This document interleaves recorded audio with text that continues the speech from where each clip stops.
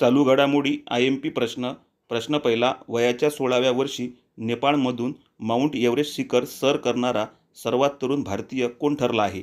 योग्य उत्तर पर्याय क्रमांक 2 काम्या कार्तिकेयन. प्रश्न दुसरा. संयुक्त अरब अमिरातीच्या संस्कृती आणि पर्यटन विभागाकडून गोल्डन व्हिसा कोणाला मिळाला आहे? योग्य उत्तर पर्याय क्रमांक 1 रजनीकांत. प्रश्न तिसरा.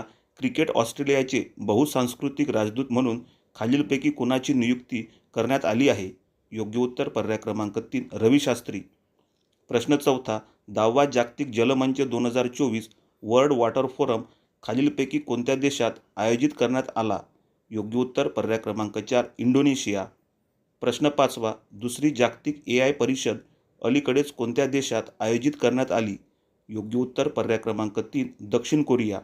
प्रश्न आवडल्यास लाईक करा, शेअर करा, सबस्क्राईब करा. धन्यवाद.